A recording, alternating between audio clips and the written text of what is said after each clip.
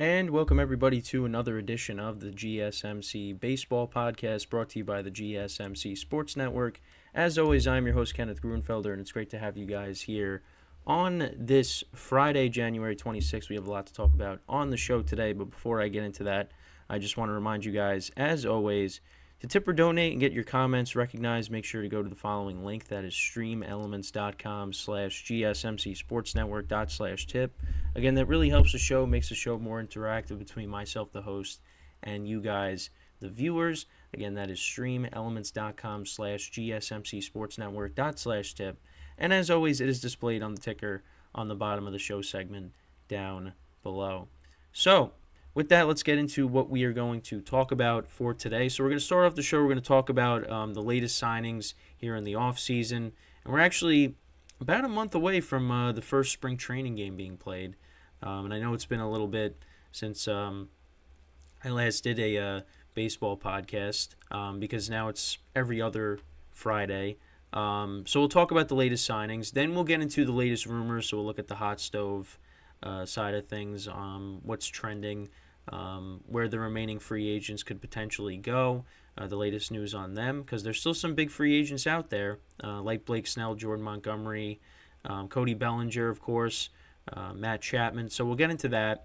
Then in the third part of the show, we'll take a look at the Hall of Fame results from the other day. We have four Hall of Famers now that made it this year, and then we'll take a look at the ballot for next year. So we do have some things to talk about, obviously, because listen, the off season. Let's be honest. There's been a lot of dead time. As opposed to like because Ohtani and Yamamoto sign and Soto gets traded and you got a bunch of stuff to talk about. Then all of a sudden there's like nothing going on. There's just tumbleweeds. Going past us, waiting for people to sign. So, but we do have some stuff to talk about, which is good. So, that was weird how I said dead air. I was going to say dead air, and I ended up saying dead time. But anyways, so let's get into the first topic here, which is talking about some the latest signings here. So, the big one was the Astros signing Josh Hader, the All-Star reliever. And it was interesting because the Astros kind of just, came out of nowhere. Because in the beginning of all the Hader stuff, you didn't really, see the Astros, trending at all or being connected to Hader. And then all of a sudden, I look at, I look on the MLB app and I see, in the hot stove part that the Astros are pushing to sign Hader. And I'm like, all right, well, let's see what ends up happening. And then all of a sudden, turns out, the Astros got Josh Hader because they do have some free agents when it comes to their bullpen. Hector Neris, obviously, who's been in the news a lot. Teams are interested in him. Some of their other relievers as well, and also Kendall Graveman, who is a part of their bullpen. He's going to be out for the full 2024 season because he has shoulder surgery. So the Astros bullpen needs a little bit of help. So they figured, all right, let's just throw a bunch of money at, the best relief pitcher out there and one of the best closers in the game, in Josh Hader. So they signed him to a 5-year contract. So he actually is – so he wanted more – he wanted a bigger contract than Edwin Diaz. So he ended up getting the 5-year contract. So, it was 5 years, $95 million. He's been one of the best, relievers in the game. 5 All-Star selections. He's posted a career 2.5 ERA. This was a good signing for the Astros. Now, as a Yankee fan, I don't like it, of course, because if the Yankees are going to want to do, if the Yankees are going to want to get further in the playoffs, first they got to get back to the playoffs because they missed it last year. But I anticipate that they will be a playoff team. The Astros, once again, will be standing in their way, and they're going to have to deal with Josh Hader, who's again, one of the best closers in the game. So I think that, of course, this is a good move for them. Also, there was an article I saw, talking about the Astros, dealing with maybe some budget constraints Because I was reading that they're set to pay the luxury tax in 2024, making the stakes higher for the season's outcome. They got these impending free agents: Alex Bregman, Altuve, Framber Valdez, and Kyle Tucker. Um, they might not be able to keep all those guys, especially now with Hader signing that big contract.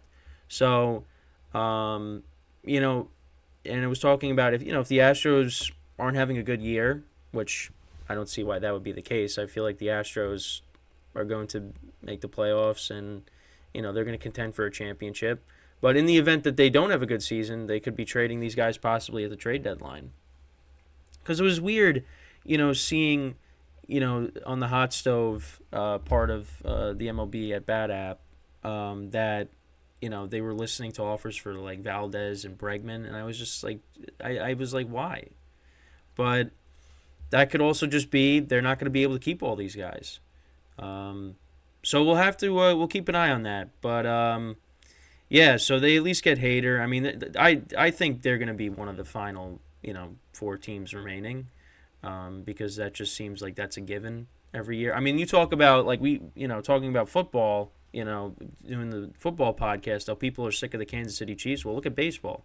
I mean, people are sick of the Houston Astros. I know I am, but they're a really good team, and I think that's gonna continue this year, unless unless I'm missing something and they end up not doing as well. But we'll see. But again, I think they're going to be one of those, one of the 4 teams remaining. When we get to the postseason, because it happens every year. They've been in the ALCS now, so I think same thing as the Chiefs, 6 years, right? 6 or 7 years. So they made it in 17, 18, 19, 20. Oh yeah, no, 7 years. Yeah, they've made it 7 years in a row. Yeah, so which is impressive. Sorry, I had to think back really quickly. But yeah, so getting Hader though, I mean that's big for them to help with their bullpen. So also you had some other pitchers sign. The Pirates, they actually signed Aroldis Chapman to a 1-year, $10.5 million contract. I mean, it's going to end up being probably like when he signed with the Royals. He's going to end up being a trade target if the Pirates aren't contending. I mean, Andrew McCutchen was talking about the Pirates taking the next step. I mean, we'll wait and see. They did get off to that good start last year, and then, they just fell apart and ended up not going anywhere. Who knows? Maybe this year's different. We'll have to wait and see. But they get Chapman. You also had the Dodgers making another move, signing another pitcher. They signed James Paxton to a 1-year, $11 million contract. He's dealt with some injuries in recent years. But you know what? He's a back of the rotation guy. While some of their other pitchers are working their way back from injuries. So, it's a 1-year contract. And maybe they figure they can unlock something in Paxton, so we'll see. But, so they signed Paxton. The Nationals signed Joey Gallo to a 1-year, $5 million contract. Last year, he hit 177 with 21 home runs across the 111 games.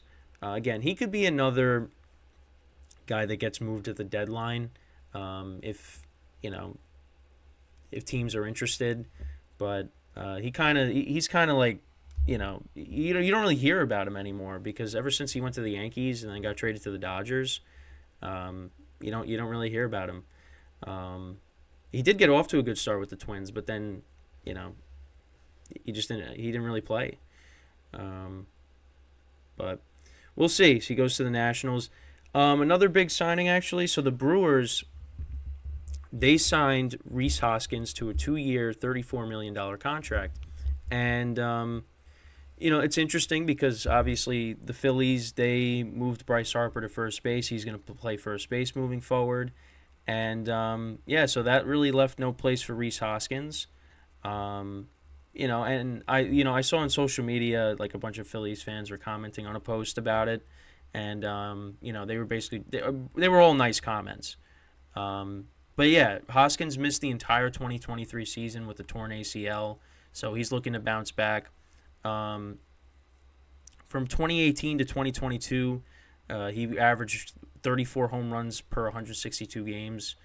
And it kind of a slow start to the offseason, but the Brewers, they took a chance on him. Their projected first baseman going into the season was Jake Bauers, who they acquired from the Yankees. So I think this is a good move. And the team, they opted not to tender Rowdy Tellez, who was, was the first baseman for them, lefty power bat. So now they get Hoskins, who was a righty bat. So, we'll see what he could do in a bounce back season here. You hope he does well. Because obviously, the Phillies, they had World Series aspirations, and he was going to be a part of that, and then he gets hurt. So that was an unfortunate injury, but hopefully he does well. Also, the Marlins, they signed Trey Mancini to a minor league contract. He spent 2023 with the Cubs, so we'll see if he has a shot to maybe, get to make the major league roster. Also, actually, last night, Jock Peterson, he signed a one-year contract with the Diamondbacks. 15 home runs last season for the Giants, and he stays in the NL West. I mean, he played with the Dodgers, then he went to he also was with the Braves, but, then he went to the Giants. Now he's with the Diamondbacks. A lefty power bat, so we'll see, how he fits there. Also, David Robertson, he signed a one-year contract as well with the Texas Rangers, so they get a bullpen arm. So we'll see how that goes. I was kind of hoping that the Yankees would maybe get him because I'd like to see a Robertson-Yankees reunion, but it doesn't seem like that's going to happen now. So he signs with the Rangers, and I think that's pretty much it. If I'm missing any other signings here, but so that's pretty much all the most recent signings. But yeah, like I said, we are about 1 month away from spring training, and we got a subscriber live on the show. That is Jamie Shredder. So if I pronounced that right, we appreciate the subscription there. So that was a live alert on the show. Look at that. But yeah, so that's pretty much all of the signings from the past couple of weeks. Like I said, the show's going to be every other Friday going forward, at least the baseball podcast. Obviously, the football podcast is going to be is going to continue to be every day, throughout the week. But it's we made a change to the baseball schedule, so that's going to be every other Friday. So, but like I said, I mean, we're getting closer to baseball season. The Super Bowl is coming up. We got Championship Sunday coming up, and obviously I'll be talking about that when I do the next show. And then you got the Pro Bowl and then the Super Bowl, and then it's okay, baseball, it's your turn to take over. So it's exciting stuff. So so when we come back from our first break of the show, we are then going to talk about the latest rumors. What's the latest news, rumors on some of the other remaining free agents out there? Because again, there's still some big names out there that they haven't signed yet. So we'll get into that when we come back from our first break of the show. So stick around, and we'll be right back here on the GSMC Baseball Podcast.